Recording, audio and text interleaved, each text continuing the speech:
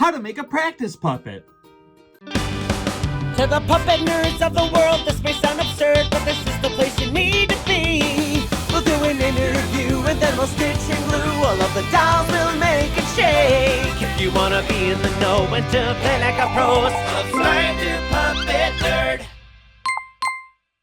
Welcome back, Puppet Nerds. Adam Krutinger here, and today we're going to make a very simple practice puppet just using ping pong balls and masking tape. Here's how it's going to look. Hey, how's it going? Good, how are you?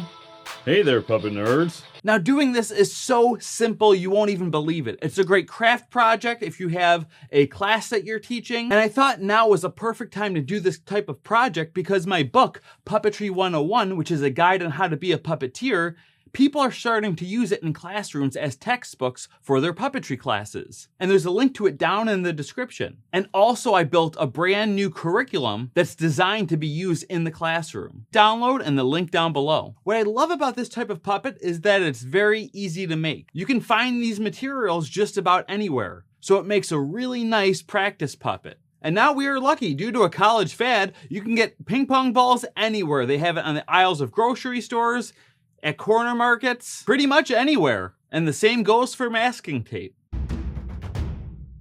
So now I have our masking tape and our ping pong balls. Now these things are gonna wanna dance away from you, so make sure you put them in a spot where they won't roll away. And it's actually a very simple thing to do. All I do is find the start of this tape, which is probably the hardest part of this whole project. So the first thing you do is you roll out a nice long piece of tape. If you have the two balls right next to each other, those two ping pong balls, measure about 3 times the length of it. It doesn't have to be perfect. Whoops. Let's see if I can save this tape.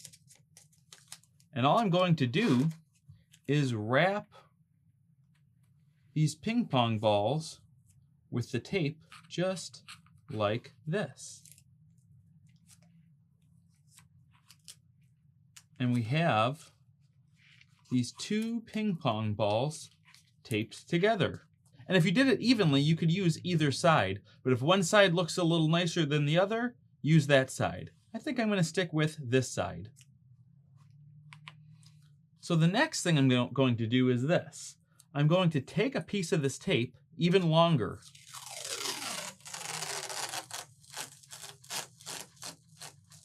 It's probably about 20 inches or so. And watch what I'm going to do. This is a little tricky. You might need some parents' help or just an extra set of hands, but I'm going to try to do it on my own. What I'm going to do is grab this other side of the tape and try to find about the middle and tape it on itself.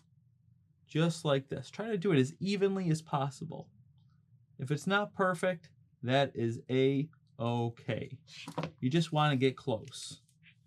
And then flatten it out.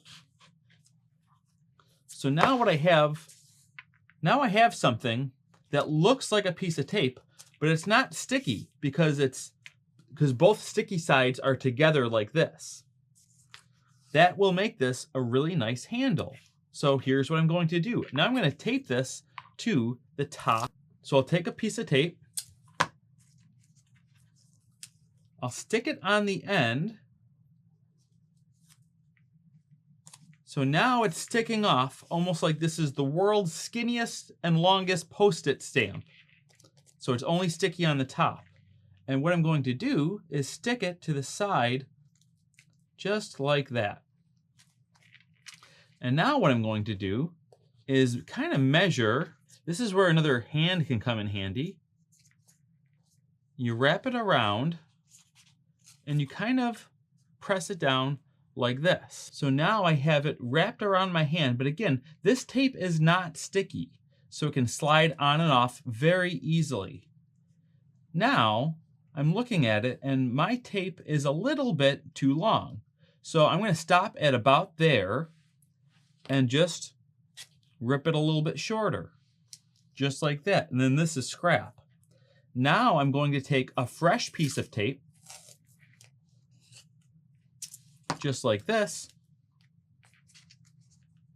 and I'll put it on here, just like I did before, And now I can tape it right back to where I set it before.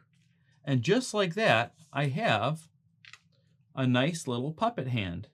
And the nice thing is, since it's all tape on tape, what I can do is peel it off if I need to and tighten it.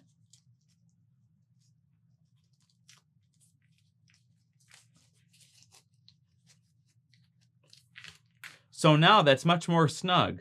And now a word from our sponsor, which is myself. I just started channel memberships on this channel. And if you want to find it, it's on this link right here, that join button that's next to the subscribe button. And with this, there's a lot you actually get with it. I think most important is early announcements. So when I drop Camp Puppet, channel members are the first to find out, as well as with Puppet Makers Workshop and other live events I'm going to start doing around the community. Also, there's a lot of exclusive videos they've already started dropping that are only for channel members. And sometimes you'll get early access to videos too, because sometimes I have to make a video and sit on it for a little bit before I put it out publicly. And you'll get immediate access to that once they are made. As of right now, there are 2 tiers. The Puppet Nerd tier, which is $5, and the Puppet Nerd Supporter, which is $19.99. Right now, both tiers get the same benefits. The Supporter tier is meant for people with more means who want to support the channel and support me, and I'm very grateful for that. Because at the end of the day, everything pretty much goes back into the channel anyway to try to make better videos and better content for you all. So I wanted to start here and see how it goes. If you're not able to be a channel member at this time, there's still other ways you can help out. Sharing the videos, there's other ways to contribute as well. And also picking up a copy of my book, Puppetry 101. This book is everything that I wish I knew when I first started getting into puppetry. But don't worry, I'm still gonna be making a lot of free videos for everyone on the channel. So there's still gonna be lots of resources. Nothing is going away that's already out. And if you really don't have the means to support at this time, sharing the videos helps a lot as well. Anyway, thanks so much for your support, and back to the video. However, we're missing something. Next thing I'm gonna need are some eyes. Now you can use some sticky tabs if you want of some sort, little pieces of paper, glue it on. I like to keep it simple and just use a Sharpie. If I make one eye kind of big and one eye kind of small, kind of makes it look funny.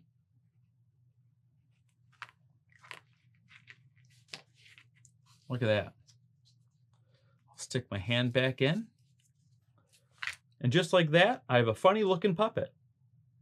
And if I want to make it even more crazy looking, watch this. I can make this eye into a swirl.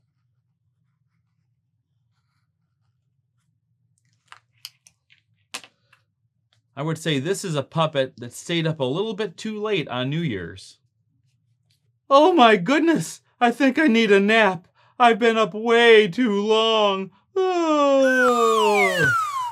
And if your puppet falls asleep, you can use a paper towel to tuck them in. Good night, little puppet. Thanks, Puppet Nerd. I appreciate it. Shh. Time for bed. Okay.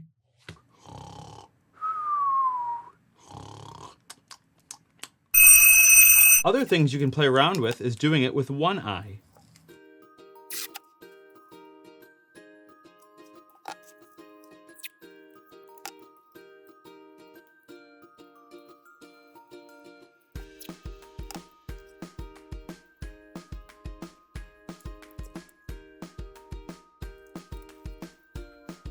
And just like that, you have an alien. Nothing like an alien puppet. Now I'm going to give you a very brief tutorial on how to perform your puppet. Generally, you open the mouth once for every single syllable. Hello, my name is Mustard Jelly. Mustard Jelly? Why is your name Mustard Jelly? Because I like mustard and I like jelly. So if you notice, it's opening its mouth for every single syllable. A common mistake people make is shutting the mouth on the sound instead of opening it. So this is the opposite of what you should do. Hi, how are you? Rather than, hi, how are you? And also you want to keep eye focus, because if you have the top of the mouth talking like this, the eyes are looking up. If you keep the eyes saying forward, it looks much more alive, doesn't it? Rather than doing this. So those are just a couple tips. And I hope you enjoy your brand new puppets. Happy New Year!